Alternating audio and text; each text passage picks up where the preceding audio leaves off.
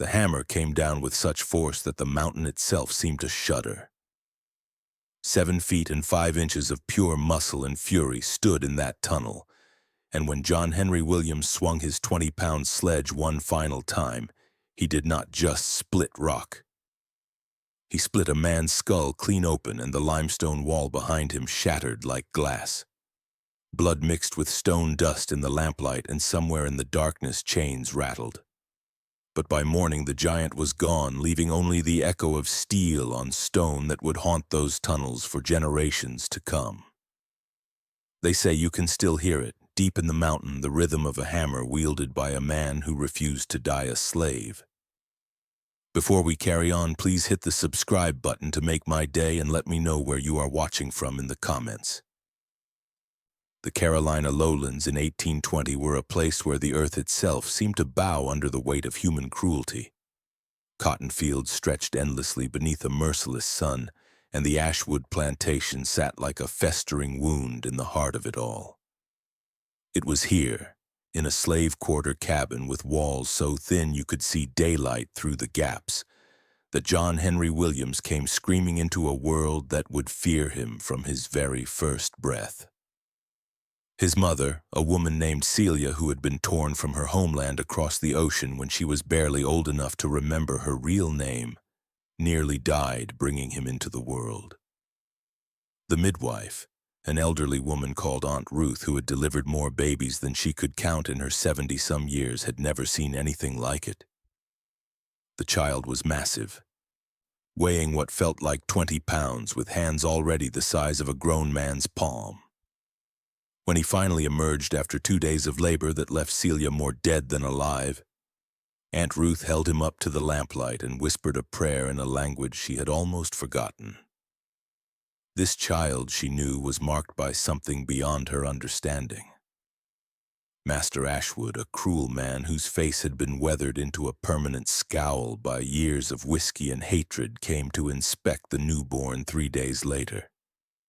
He stood in the doorway of the cabin, his shadow falling across Celia as she nursed her impossibly large son, and he laughed.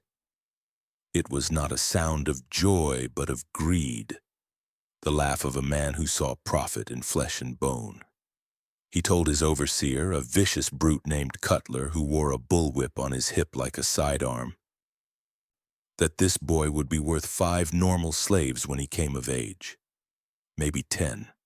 They would work him until his bones turned to dust and he would make them rich. But Celia, looking down at her son's face, saw something different. She saw in his dark eyes a kind of ancient wisdom, as if he had been born knowing exactly what world he had entered and what role he was meant to play in it. She named him John Henry after her own father, a man who had died fighting against the slave traders who had captured him. And she whispered to him every night that he carried a great purpose within him. She did not know what that purpose was, only that it burned in him like a flame that could never be extinguished. The boy grew at an impossible rate. By his first birthday, he was the size of a child twice his age. By 5, he stood as tall as grown men, his shoulders already beginning to broaden with muscle that seemed to appear overnight. The other slave children were terrified of him, this giant who moved among them with a gentleness that contradicted his size. He never hurt anyone, never used his strength for anything but helping his mother carry water or lifting loads that should have required 3 men. But still they whispered about him, calling him a monster, a curse, a punishment from God for sins they could not name. Celia taught him everything she could remember of their people's ways. She told him stories of warriors who stood against empires, of men and women who chose death over chains, of a homeland where the sun painted the sky in colors he could never imagine. She taught him to read in secret, using a Bible she had stolen from the main house, tracing letters in the dirt floor of their cabin by candlelight. It was a crime punishable by death, but she did it anyway because she knew that knowledge was the only weapon that could never be taken from him. She taught him to think, to question, to understand that the world he lived in was not the world as it should be, but merely the world as cruel men had made it. When John Henry turned 10, he was already 6 feet tall and stronger than any man on the plantation. Master Ashwood, who had watched the boy's growth with increasing satisfaction, decided it was time to put him to work. Not the light work given to children, picking cotton or weeding fields, but real work, hard work, the kind of work that broke men's backs and spirits in equal measure. They sent him to the rock quarry on the far edge of the plantation, a hellish pit where enslaved men spent 12 hours a day breaking limestone from the earth. The foreman there, a man named Briggs, who had lost most of his teeth to scurvy and his humanity to years of dealing and suffering, took one look at the 10-year-old giant and grinned. He handed John Henry a sledgehammer that weighed 15 pounds and pointed to a section of rock face that needed breaking. The other workers, men with decades of experience and bodies carved from years of brutal labor, stopped to watch. They expected the boy to fail, to cry, to prove that size alone meant nothing without the hardness that came from years of pain. John Henry lifted the hammer. He felt its weight, the balance of it, the way the hickory handle fit in his palms. Something stirred in him then, something primal and undeniable. He swung the hammer, and the sound it made striking stone was like thunder. The rock did not just crack, it exploded. Chunks of limestone flew through the air, and when the dust settled, there was a hole 2 feet deep where solid rock had been moments before. Briggs' grin faded. The other workers stood in stunned silence. John Henry looked at the hammer in his hands, then back at the rock face, and he understood something fundamental about himself in that moment. He had been given this strength for a reason. What that reason was, he could not yet say, but he felt it pulsing through his veins like a second heartbeat. From that day forward, John Henry worked in the quarry. He broke more rock in a single day than teams of men could break in a week. His hammer became an extension of his body, rising and falling with a rhythm that seemed to sync with the very pulse of the earth itself. The other workers began to respect him, though they still feared him. They saw in him something beyond human, something that belonged more to legend than to the waking world. But John Henry remained kind to them, sharing his water when they had none, helping them when they fell behind, never using his strength to dominate or intimidate. Master Ashwood's greed grew with each passing year. He began to rent John Henry out to other plantations, to construction sites, to anyone who would pay for a day's labor from the giant. The money poured in, and Ashwood bought more land, more slaves, more of everything that his black heart desired. But he never gave John Henry anything more than the bare minimum to survive. The giant slept in the same cabin, ate the same meager rations, wore the same ragged clothes. The only difference was that now he carried scars across his back from the whip, punishment for the crime of being too strong, too valuable, too different. Celia watched her son grow into manhood with pride and heartbreak warring in her chest. She saw the way overseers looked at him with fear and hatred, the way other slaves looked at him with hope they dared not speak aloud. She knew that one day her son would have to make a choice that would define not just his life, but the lives of everyone around him. She prayed that when that day came, he would have the wisdom to choose correctly. The choice came in 1842 when John Henry was 22 years old and stood 7 feet and 5 inches tall, weighing somewhere close to 350 pounds of solid muscle. Master Ashwood, always seeking new ways to profit from his giant, had contracted him out to a railroad company that was cutting tunnels through the Appalachian foothills. The railroad was the future, they said, a network of iron that would connect the entire nation and make fortunes for anyone shrewd enough to invest in it. But building it required men willing to work in conditions that killed more workers than they employed. Tunnels had to be blasted and dug through solid mountain, work so dangerous that free men refused to do it for any wage. So they used slaves, men whose lives were worth nothing more than the price paid for their flesh. John Henry was sent to a work camp deep in the mountains, a place where hundreds of enslaved men toiled day and night to carve a passage through stone that had stood unchanged for millions of years. The conditions were worse than anything he had experienced before. The air in the tunnels was thick with dust that filled lungs and caused men to cough up blood. Explosions from black powder charges killed workers regularly, burying them under tons of rock that no one bothered to clear. Men died from disease, from exhaustion, from injuries that festered in the filth until infection claimed them. Their bodies were dumped in unmarked graves, and new workers were brought in to replace them without pause. The overseer of the tunnel project was a man named Garrison, a northerner who had come south seeking his fortune and found it in the business of human suffering. He was not like the overseers John Henry had known before. Garrison was educated, well-spoken, and utterly devoid of anything resembling mercy or compassion. He saw the enslaved workers as nothing more than tools, and when a tool broke, you simply acquired a new one. He ran the work site with brutal efficiency, demanding quotas that were barely possible to meet and punishing failure with a savagery that would have made Master Ashwood seem gentle by comparison. When Garrison first saw John Henry, he saw only opportunity. Here was a man who could do the work of 10 others, who could break through rock faces that had stalled progress for weeks. He assigned John Henry to the deepest, most dangerous section of the tunnel, a place where the mountain seemed determined to crush anyone who dared violate it. John Henry was given the heaviest hammer in the camp, a 20-pound monster of iron and oak that most men could barely lift, and he was told to break through 20 feet of solid granite by the end of the week or face 50 lashes. John Henry entered that tunnel with 12 other men, all of them watching him with a mixture of awe and resentment. They knew that if he succeeded, Garrison would raise the quotas for everyone. If he failed, they would all be punished alongside him. The pressure was immense, but John Henry felt something else building inside him as he stood in that darkness with only lamplight to see by. He felt rage, not the hot, explosive rage that burns out quickly, but the cold, deep rage that has been building for a lifetime.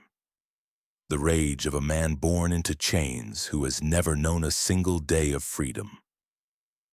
The rage of someone who has been used and brutalized and treated as less than human for so long that the weight of it has become unbearable. He lifted his hammer and began to work. The sound of steel striking stone echoed through the tunnel like a war drum, steady and relentless. Hour after hour, John Henry swung that hammer with a precision and power that defied belief. The other workers stopped to watch, forgetting their own tasks as they witnessed something that seemed impossible. The granite, which had resisted all their efforts, shattered beneath John Henry's blows like pottery. Huge chunks fell away, revealing the path forward, and still the giant did not slow. His muscles burned, his lungs screamed for air in the dust-filled darkness. Sweat poured down his face until he was drenched, but he did not stop. By the third day, he had broken through 15 feet of granite. By the fifth day, he had cleared 25 feet, exceeding Garrison's demand by a quarter. When he finally emerged from the tunnel, covered in rock dust and barely able to stand, the other workers looked at him with something approaching reverence. They had witnessed the impossible, and they knew they were in the presence of someone extraordinary. Garrison saw it differently. He saw a slave who had proven he could do even more than initially believed, which meant the quotas could be raised even higher. He saw profit, opportunity, a chance to complete the tunnel ahead of schedule and claim the bonus that came with it. He looked at John Henry with cold calculation and told him that starting the next week he would be expected to break through 40 feet of rock in the same time frame. The other workers would have their quotas doubled as well. After all, if one man could do so much, surely others could do more than they had been. The anger in the camp that night was palpable. Men who had barely been surviving now faced impossible demands that would kill them within weeks. They blamed John Henry, whispered that he should have worked slower, should have hidden his true strength, should have protected them instead of dooming them. John Henry sat alone outside his barracks, staring up at stars he could barely see through the mountain haze, and felt the weight of their hatred added to all the other burdens he carried. An old man named Moses, who had been enslaved for more than 60 years and had seen more cruelty than most men could imagine, sat down beside the giant. He did not speak for a long time, just sat there in the darkness until finally he said something that would change everything. He told John Henry that strength like his was a gift from God, but it was also a curse if used in service of evil men. He said that every blow of John Henry's hammer that broke stone for the railroad was a blow that built chains for others. He said that someday John Henry would have to decide what his strength was truly for, and that decision would define whether he died a slave or lived as a man. The words haunted John Henry through the long weeks that followed. He continued to work in the tunnels, breaking through impossible amounts of rock. But now each swing of his hammer felt different.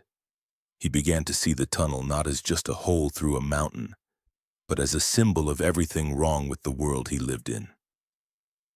This railroad would make rich men richer, would open new territories for plantations and slavery to spread, would build an empire on the backs of people like him who would never see a cent of the wealth they created. Every foot of progress he made was a victory for his oppressors and a defeat for his people.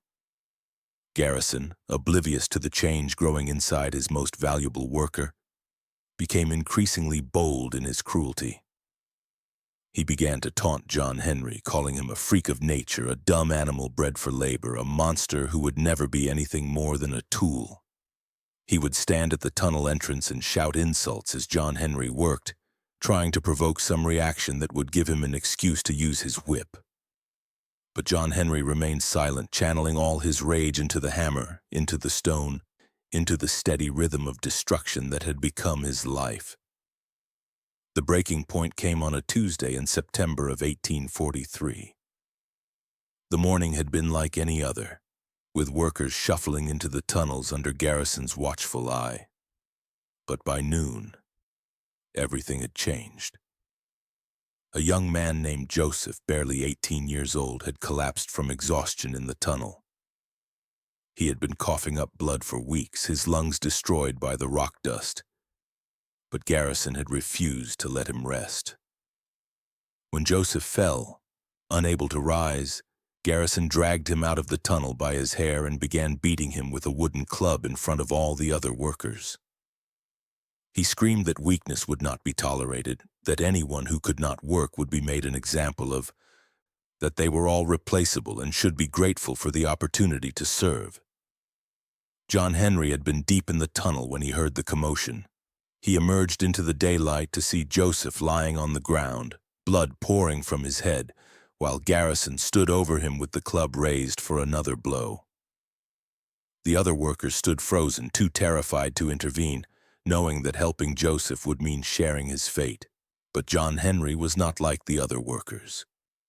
He had been carrying a rage inside him for 23 years, feeding it, nurturing it, letting it grow until it had become something vast and terrible.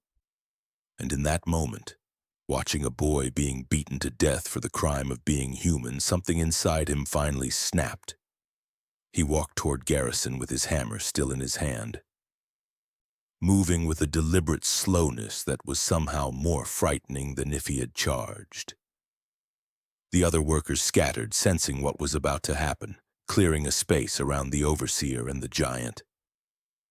Garrison turned to face John Henry, and for the first time in his life, the man who had terrorized hundreds of enslaved workers felt real fear.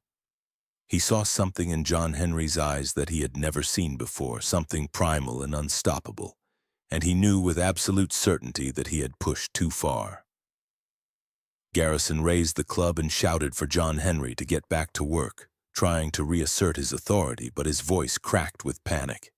He threatened to have John Henry whipped, sold, killed, to do things to him that would make death seem merciful. But John Henry kept walking, closing the distance between them, and when he was close enough to strike, he stopped.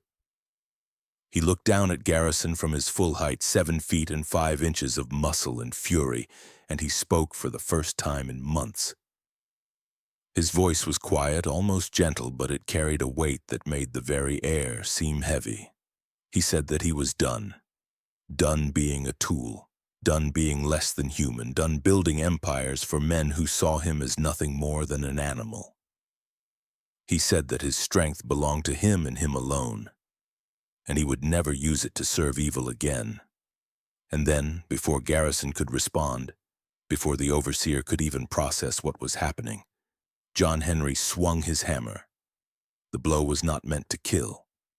In that instant, John Henry had intended only to strike the ground beside Garrison, to make a point, to shatter the earth and show his defiance without taking a life.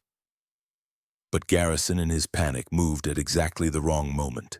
He stepped forward, raising the club in a desperate attempt to defend himself, and the hammer that would have struck stone struck flesh instead. The sound was unlike anything the workers had ever heard. Bone and steel and rock all collided in a single instant, and when it was over, Garrison lay on the ground with his skull split open like a melon. Behind him, the limestone wall of the tunnel entrance had shattered, a spider web of cracks spreading out from the impact point. Blood and brain matter mixed with rock dust on the ground, and John Henry stood there with his hammer in his hands, staring down at what he had done. For a long moment, nobody moved. Nobody breathed. The world itself seemed to pause, as if unsure how to proceed after witnessing something so terrible and so inevitable. Then slowly, one of the workers began to laugh. It was a sound born of hysteria and relief and terror all mixed together, and soon others joined in. They laughed because a man who had tormented them was dead. They laughed because they knew what this meant for all of them, the punishment that would come, the hell that would be unleashed. They laughed because sometimes laughter is the only response to a world gone mad. John Henry did not laugh. He looked at his hands, at the hammer that had taken a life, and he felt something shift inside him. He had crossed a line that could never be uncrossed. He was no longer just a slave who dreamed of freedom. He was a killer, a fugitive, a man with a price on his head who would be hunted until he was caught or died trying to escape. The choice Moses had spoken of was no longer theoretical. It was now, in this moment, with blood on his hands and the echo of steel on stone still ringing in his ears. He turned to the other workers and told them to run, to scatter into the mountains and find whatever freedom they could. He knew that when word of Garrison's death reached the railroad company and Master Ashwood, there would be hell to pay. Every slave in the camp would be questioned, tortured, possibly killed in retribution. But if they ran now, if they disappeared into the wilderness before the white men came with their guns and dogs, some of them might survive. Most of them did run. They grabbed what few possessions they had and fled into the forest, scattering in every direction. But some stayed. They stayed because they had nowhere to go, because they were too old or too sick to run, because they had families on other plantations and could not bear to leave them. And they stayed to witness what happened next, to carry the story of what they had seen so that others would know the truth. John Henry knew he could not go back to the Ashwood plantation. His mother was there, but going to her would only bring death to her doorstep. He knew he could not go north, though freedom lay in that direction, because every road and river crossing would be watched within days. He could not hide in the towns or cities where his size would make him impossible to conceal. He had only one option, one place where a man of his strength and determination might survive. He had to go deeper into the mountains, into the wild places where the railroad had not yet reached, where the earth itself was still unconquered. Before he left, he went back into the tunnel one last time. He walked past the section he had been excavating, past the tools and equipment scattered on the ground, until he reached the deepest point where the lamplight barely penetrated the darkness. He stood there in the silence, feeling the weight of the mountain above him, and he made a promise. He promised that he would never again use his strength in service of men who dealt in human suffering. He promised that if he lived, he would find a way to fight back against the world that had made him what he was. He promised that the echo of his hammer-striking stone would become a memory that haunted every tunnel, every railroad, every monument to human cruelty built on the backs of enslaved people.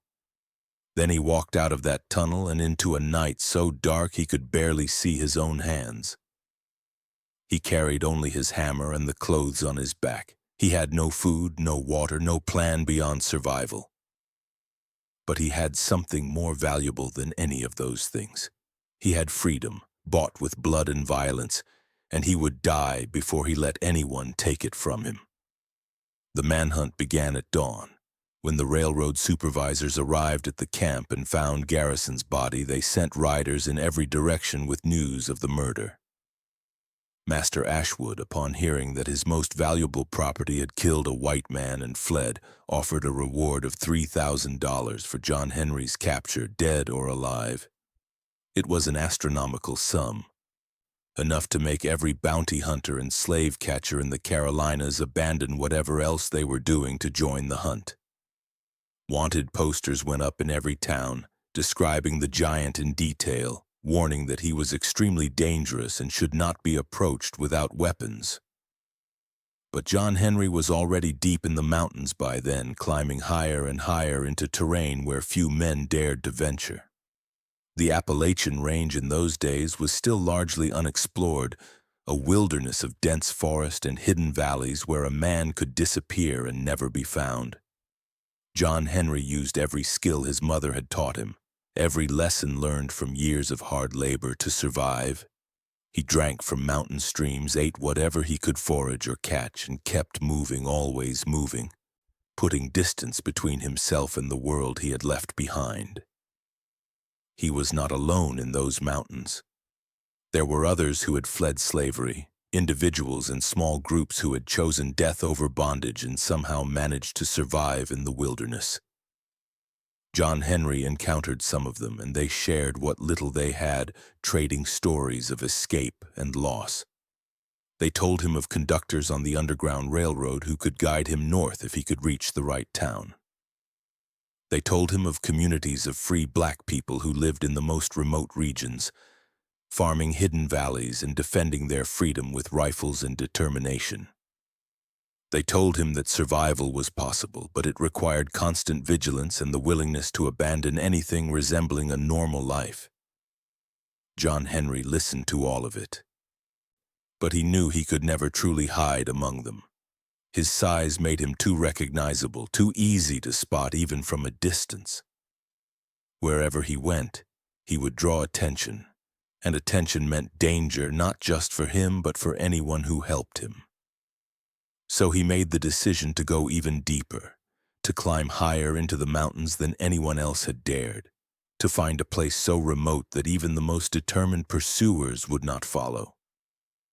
He found such a place after 3 weeks of climbing. It was a box canyon high in the peaks, accessible only by a narrow trail that could barely be called a path. Inside the canyon was a cave system, natural caverns carved by ancient water flows that provided shelter from the elements. There was a spring that provided fresh water year-round, and the canyon floor had enough soil to support berry bushes and small game. It was not paradise, but it was survival, and survival was all John Henry could ask for. He made that place his home, living like a hermit in the wilderness, and he spent his days doing the only thing he knew how to do. He broke stone, not for any master or railroad company, but for himself, as a way to stay strong, to remember who he was, to maintain the one skill that defined him. He carved out larger chambers in the caves, created pathways through the rock, built structures that served no purpose beyond proving that he still existed. And late at night, When the wind howled through the peaks and the stars blazed overhead, he would swing his hammer against the mountain walls, and the sound would echo through the valleys like thunder. The railroad workers who toiled in the tunnels below began to hear those echoes. At first, they thought it was just the mountain settling, natural sounds that occurred as the earth shifted. But the rhythm was too regular, too deliberate. It matched the pattern of hammer strikes, the same steady beat that John Henry had maintained during his months of labor.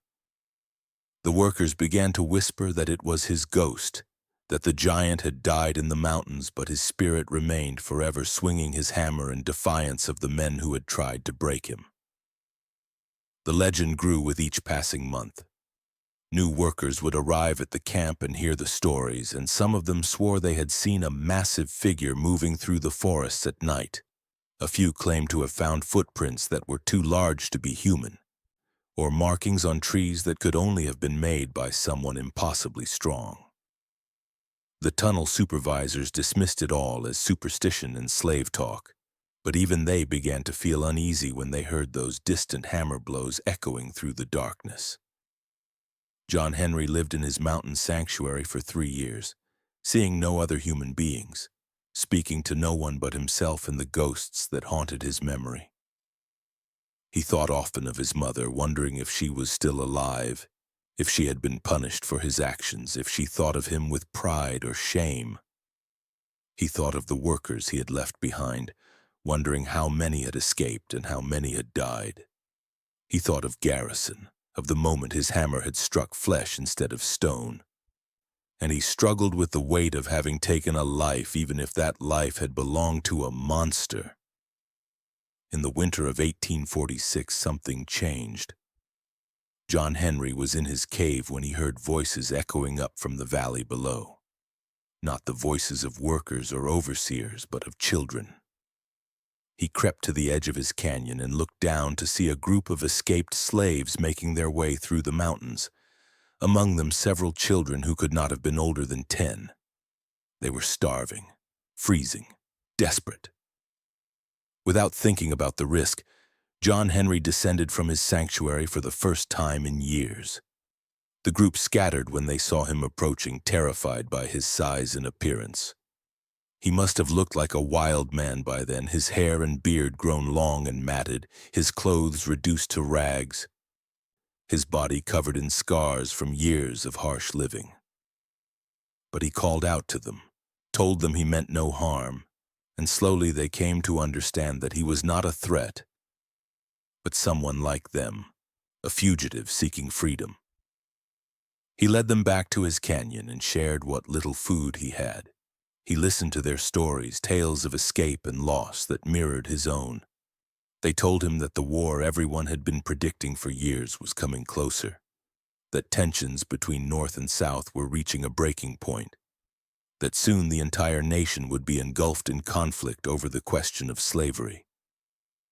They told him that when that war came, everything would change and people like them might finally have a chance at real freedom. John Henry helped them survive the winters, using his strength to hunt larger game and his knowledge of the mountains to find food sources they would never have discovered alone. In return, they gave him something he had not had in years: human connection. They reminded him that he was more than just a hammer and muscles, that he was a man with thoughts and feelings and worth beyond his capacity for labor. And when spring came and they prepared to continue their journey north, they begged him to come with them. He refused. He told them that his size would endanger everyone around him, that he was too recognizable, that the reward on his head was too large to ignore. But he gave them detailed information about the mountain passes, about where to find water and shelter, about how to avoid the slave catchers who patrolled the lower elevations. He sent them on their way with supplies and hope, and he watched them disappear into the wilderness, wondering if he would ever see another human being again. But word of his existence had spread.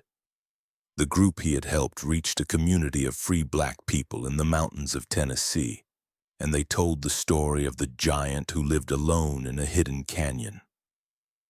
The story spread from there, carried by conductors on the Underground Railroad, shared in whisper networks of escaped slaves, embellished and mythologized until John Henry Williams became a legend. They said he was 8 feet tall, that he could split mountains with his bare hands, that he was invincible and immortal. They said he was waiting in the mountains for the day when he could come down and break the chains of slavery itself. The reality was far less glorious. John Henry was aging rapidly, the harsh conditions of mountain life taking their toll on even his incredible constitution. His joints ached constantly, old injuries from years of labor flaring up in the cold mountain air. He could feel his body beginning to fail him, the same body that had seemed indestructible just a few years earlier. He knew he would not live to see the war that was coming, would not witness the end of slavery that people were beginning to believe might actually be possible. In the spring of 1848, John Henry descended from his mountain one final time.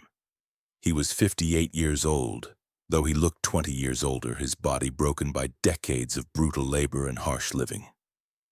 He made his way to the railroad tunnel where he had killed Garrison, the place where his old life had ended and his brief taste of freedom had begun. The tunnel was complete now, trains running through it daily, carrying goods and people across mountains that had once seemed impassable. He stood at the entrance to that tunnel in the early morning light, looking into the darkness where he had spent so many hours breaking stone. He could still hear the echoes of his hammer in there, still feel the weight of it in his hands, still remember the rhythm that had defined his existence. And he understood something that had taken him years to fully grasp. His strength had never belonged to Master Ashwood or Garrison or the railroad company. It had never been something they could truly own, no matter how many papers they held or chains they locked. His strength had always been his own, and in the end, he had used it in the only way that mattered. He had used it to strike back. John Henry Williams walked into that tunnel carrying the same hammer he had wielded all those years ago.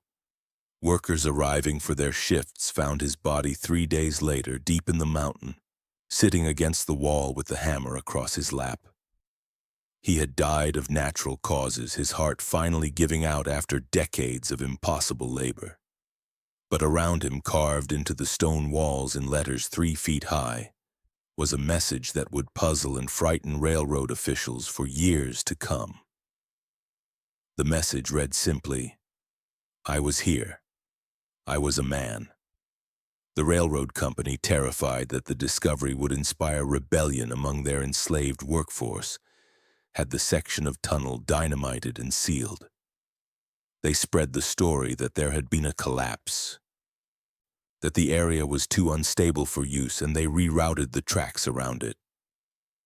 But the workers knew the truth. They had seen the carvings, had understood the message, and they carried the story with them everywhere they went. The legend of John Henry Williams grew in the years after his death. During the Civil War, black soldiers marching into battle would tell stories of the giant who had struck down his oppressor and vanished into the mountains. After emancipation, when formerly enslaved people began to share their stories openly, John Henry's tale became one of the most repeated, a symbol of resistance and the refusal to accept bondage. Over time, the details changed and shifted, merging with other stories of strong men and steel drivers until it became difficult to separate fact from fiction. But in the tunnels and on the railroad lines that cut through the Appalachian Mountains, workers swore they could still hear something echoing in the darkness. A rhythmic pounding, steady and strong, that sounded exactly like a 20-pound hammer striking stone. They heard it late at night when the trains had stopped running, heard it in the moments of silence between blasts of dynamite. Some said it was just the mountains settling, natural processes that had nothing to do with ghosts or legends. But others knew better. They knew it was John Henry Williams still swinging his hammer somewhere deep in the earth, still breaking stone, still defying the masters who had tried to own him, still proving with every blow that his strength belonged to him alone. The sound was a reminder to everyone who heard it, a message carried on vibrations through solid rock. It said that resistance was possible, that dignity could not be stripped away, that a man could choose death over bondage and in doing so achieve a kind of immortality. The railroad officials tried everything to stop the stories. They offered rewards for information about who was spreading the tales. They punished workers caught discussing John Henry. They even hired geologists to explain the sounds in the tunnels, producing scientific papers about thermal expansion and tectonic shifts. But none of it mattered. The legend was too powerful, too necessary, too true in the ways that mattered most. In 1863, when President Lincoln signed the Emancipation Proclamation, there were celebrations in black communities across the nation. Free people and formerly enslaved people gathered to sing and pray and rejoice at the beginning of the end of America's original sin.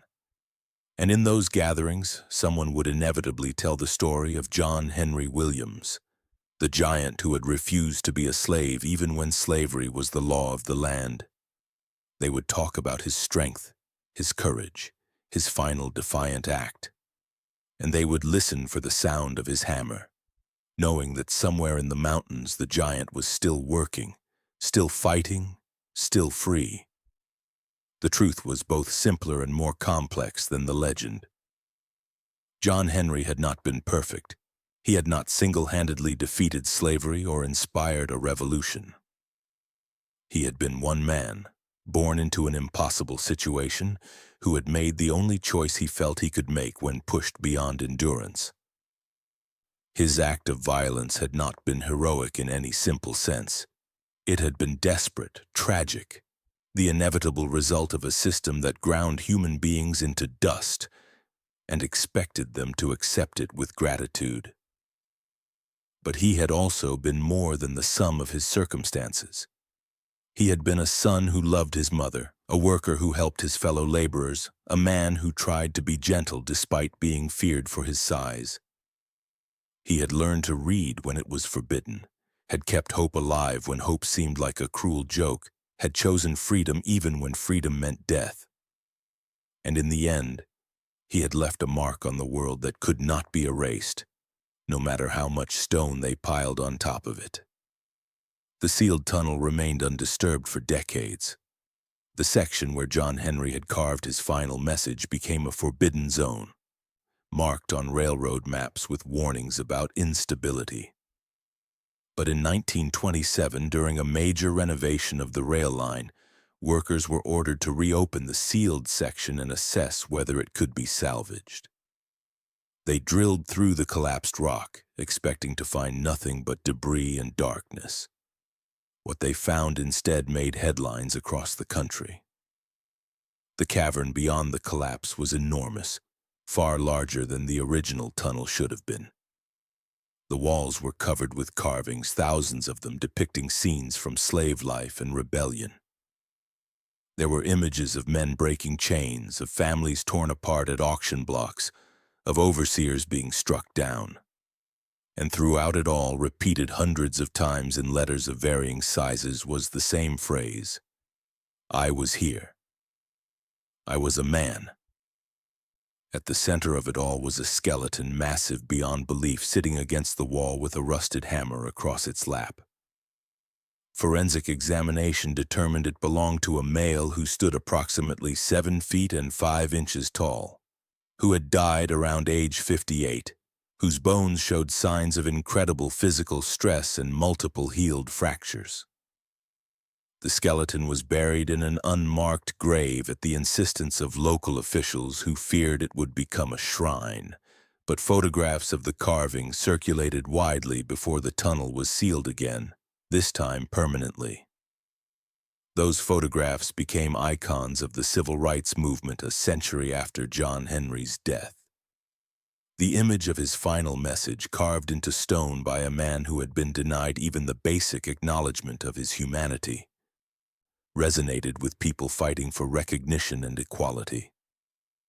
It appeared on posters and flyers, was quoted in speeches and sermons, became a rallying cry for those who refused to be erased or forgotten. The giant who had died alone in a mountain had somehow reached across 100 years to inspire a new generation. And still, workers on the railroad swore they heard the hammering. New employees would ask about it during their training, and the veterans would smile and tell them it was just the mountain. Just the rails expanding and contracting with temperature changes, just their imagination. But late at night, when the modern world fell away and the darkness in the tunnels felt as deep as it had in 1848, even the skeptics would pause and listen to that steady rhythm and wonder. The story of John Henry Williams became entangled with other folk heroes and legends. Some versions merged him with the story of John Henry the steel driver, the man who supposedly raced a steam drill and won before dying with his hammer in his hand. Others claimed he had lived much longer, that the skeleton in the tunnel belonged to someone else, that the real John Henry had escaped north and lived to see emancipation. There were songs written about him, plays performed, books that took his story and shaped it into something palatable for audiences who did not want to confront the full horror of what slavery had been. But the core of the story remained unchanged. There had been a man named John Henry Williams. He had been born enslaved in the Carolinas around 1820. He had grown to an extraordinary size and possessed incredible strength. He had worked on the railroad tunnels, breaking stone day after day until something inside him broke instead. He had killed his overseer not in cold blood, but in a moment of accumulated rage and terrible accident. He had fled into the mountains and lived there in isolation until his death. And he had left behind a message carved in stone that would outlast every person who had ever owned him, every institution that had profited from his labor, every attempt to erase him from history. The lesson of John Henry Williams was not simple or comfortable. It was not a story about how hard work would be rewarded or how one man could overcome any obstacle through determination. It was a story about the breaking point, about what happens when human beings are pushed beyond the limits of what they can endure. It was a reminder that resistance has many forms, some of them desperate and violent, some of them quiet and enduring. It was proof that strength means nothing without the will to use it, and that freedom is worth any price. In the modern era, historians debate the details of John Henry's life. Some argue he was a real person whose story was embellished over time. Others claim he was entirely fictional, a composite of many escaped slaves whose individual stories were forgotten, but whose collective experience was channeled into one mythic figure. The truth, as always, lies somewhere in the complexity between these extremes. John Henry Williams was real. The details of his life may have been altered and romanticized, but the fundamental truth of his existence cannot be denied. The tunnels through the Appalachian Mountains still stand, though most have been abandoned or rerouted as newer, safer passages were built. The sealed section where John Henry's body was found remains closed, marked on modern maps only as a geological hazard zone. But people still visit the area, still hike into the mountains looking for traces of the giant. They find nothing concrete, no physical evidence beyond the photographs taken in 1927, but they swear they can feel something in those mountains. A presence, a memory. The ghost of a man who refused to die a slave. The hammer blows echo still, not just in the physical tunnels, but in the collective memory of a people who survived the impossible. Every time someone refuses to accept injustice, every time someone stands up against oppression despite the personal cost, every time someone chooses dignity over safety, the ghost of John Henry Williams swings his hammer. The sound reverberates through history, a rhythm that cannot be silenced. A beat that reminds us all that resistance is possible and necessary and eternal. 7 feet and 5 inches of muscle and fury once stood in a tunnel deep in the Carolina mountains. He swung a hammer with such force that the mountain itself trembled. He struck down a man who thought owning another human being was his right. He fled into the wilderness and lived free for years when freedom should have been impossible. And when he finally died, he left a message that would outlast empires. I was here. I was a man. The railroad companies tried to bury that message under tons of rock and decades of silence. They failed. The slave owners tried to reduce John Henry to nothing more than property, a dollar value in a ledger. They failed. History tried to erase him, to fold his story into more palatable myths, to strip away the violence and rage and replace it with something easier to digest. It failed. Because some truths are too powerful to be destroyed. Some acts of defiance echo so loudly that all the stone in the world cannot muffle them. Some men, even in death, refuse to be forgotten or diminished or explained away. John Henry Williams was such a man. His hammer still rings in the darkness, a sound that will continue as long as there are people who remember that freedom is worth fighting for, that dignity cannot be taken, only surrendered, that every human being has the right to say, I was here. I was a man. And in the deepest tunnels where the lamplight fades and the darkness presses in from all sides, you can still hear it. The steady, relentless rhythm of a hammer striking stone. The sound of a giant who broke more than rock. The echo of a slave who died free. The legend of John Henry Williams, the 7-foot-5-inch man who struck back against masters and mountains alike, and in doing so, became immortal.